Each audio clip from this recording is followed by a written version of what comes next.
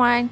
So in this video, we are going to discuss on concept selection. So you may have come up with many design ideas. Now, we are going to narrow down your conceptual ideas using a concept screening method called the Peel Matrix.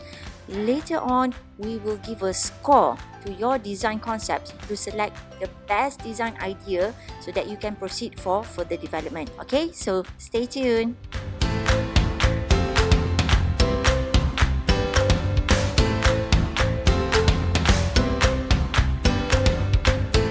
You should be able to come up with many design concepts for your project. Basically, the design was established based from your observations as well as from the input collected from your potential user, either through survey or focus group discussion. When you have so many design ideas, how do you know which is the better one compared to the other? In order to narrow down your selection, we are going to look into the concept of a funnel. Where's my funnel? Okay. This is a funnel, okay? Tapis, bukan tapis minyak. It's like a funnel for your minyak kita nak masukkan dalam botol. Basically, it streams down and narrow down the flow of a liquid into a container so that the liquid doesn't spill. So, the same goes with your design concept. When you generate the sketching of your idea, the concept may be very broad. Some of it may be unrealistic, but that's okay because that's how good ideas and good products are usually developed. Unfortunately, we cannot proceed with all the design concept because it is not practical. It's expensive. It would be a waste of resource if that idea turns out to be a very lousy idea. So we need to screen all the generated design concept so that the idea are more focused on specific selection criteria. Sometimes in the design screening stage, you might combine the idea from different concepts into one to get the better concept. So when you have narrowed down the design concept into few best ideas, the next step you can take is to score the best few design concept so that you have a firm decision on the best product that you can proceed for testing and physical fabrication, and finally you can use that for product launch.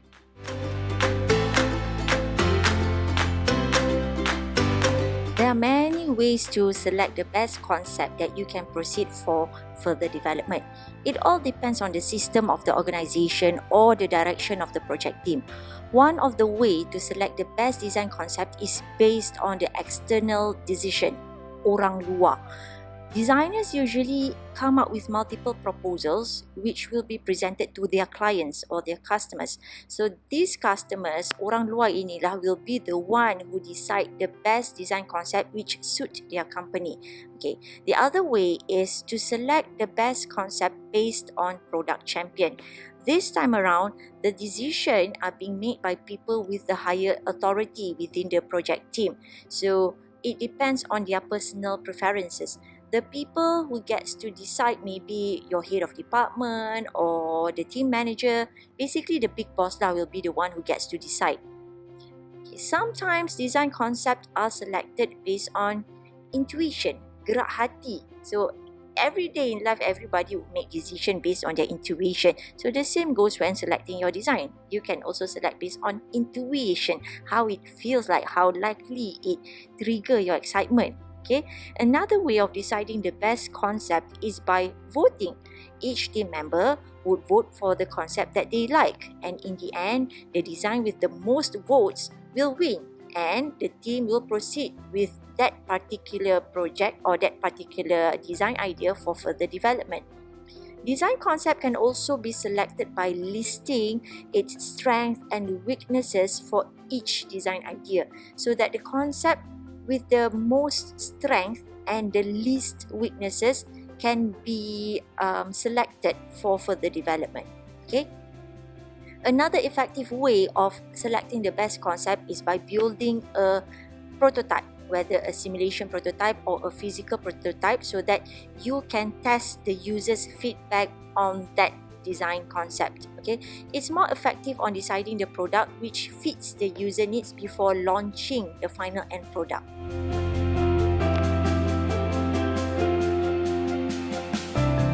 Okay. Concept screening can be done by using a method called the Peel Matrix. Okay, basically we are narrowing down the number of design concepts that we want to proceed for further development. each design concept will be compared against an existing product, and we call that as the reference product. Sometimes we can also compare our design with the competitor's design. So, comparison needs to be made on a selected list of criteria. Okay. If our design is better than the reference product, then we will assign a plus symbol. Maknanya macam gini, bagus. Okay. If our design have a similar feature with the reference product, then we give it a 0 score, means it's the same. Telur ayam. However, if our design is much worse than the reference product, then we assign it with a minus symbol, meaning tak bagus ni, very bad. Okay.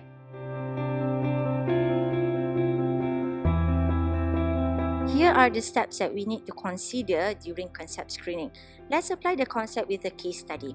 Assuming that you are redesigning a new reusable syringe, okay, like this syringe, okay. I use this syringe to feed medicine to my kids, okay. You need to design a better version of this syringe. So, you and your team brainstorm, sit together and have come up with multiple design concepts. The first design concept adopted the use of a master cylinder for plunging the material through the nozzle. The second concept uses the idea of a rubber brake to control plunging displacement. The third concept uses the idea of a ratchet for plunger displacement. The fourth concept used the idea of a plunge stopper. The fifth one uses an innovative swash ring, while the sixth concept used the idea of a lever set.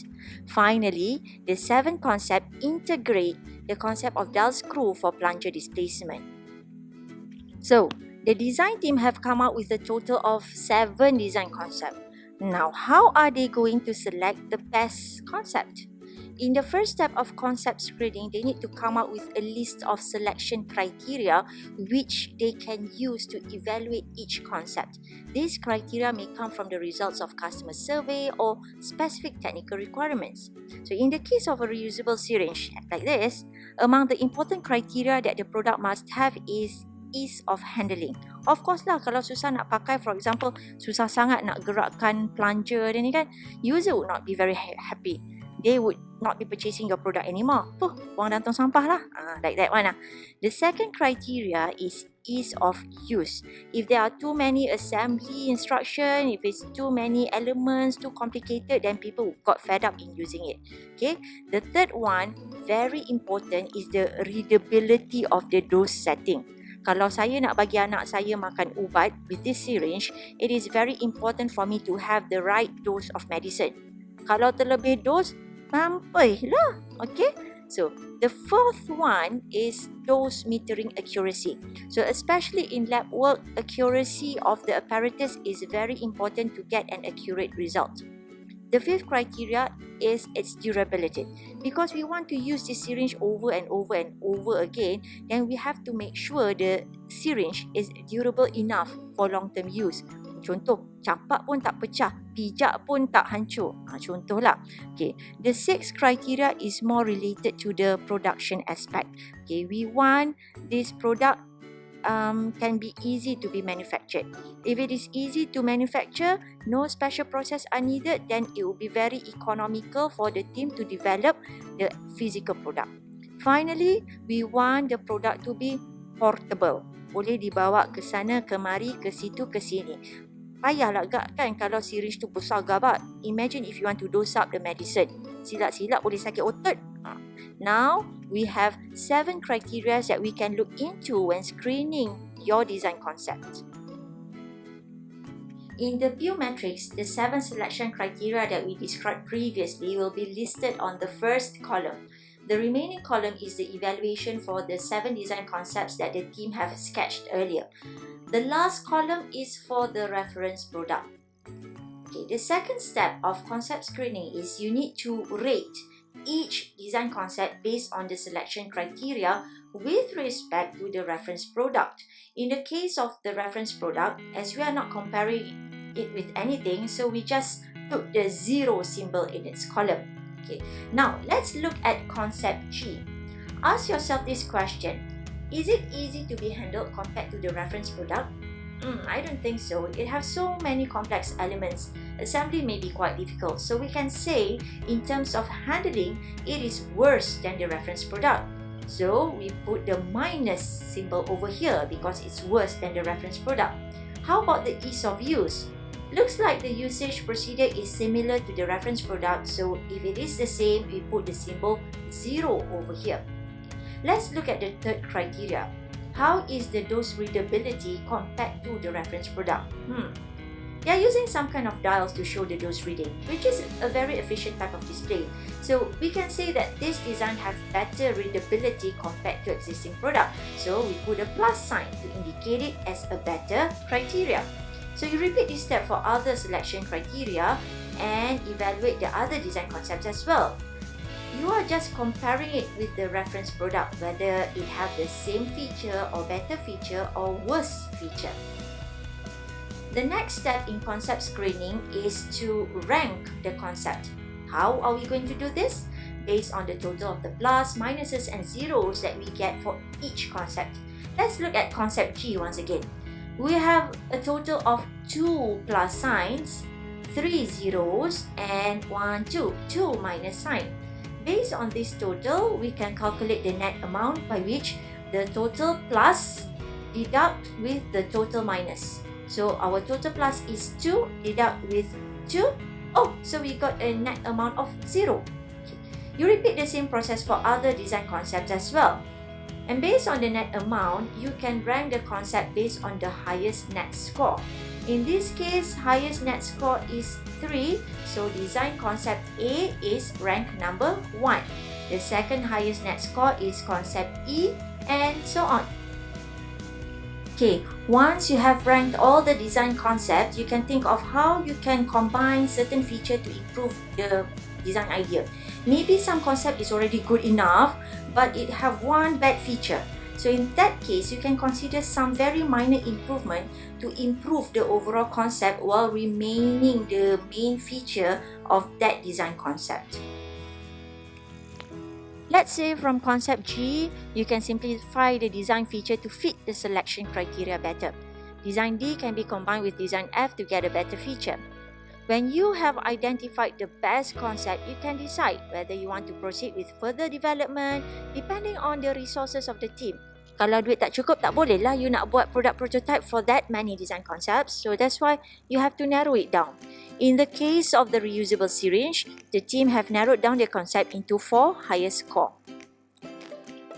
At the end of the day, the team member should have a union agreement with the design decision. It is very important to highlight that the concept screening is not mainly used to select just one best concept, but instead it is used to develop the best concept. You see, develop is an iterative process. Design is an iterative process.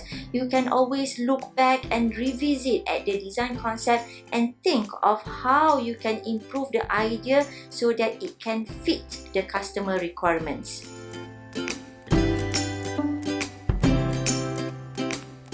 The next approach after concept screening is to proceed with the concept scoring.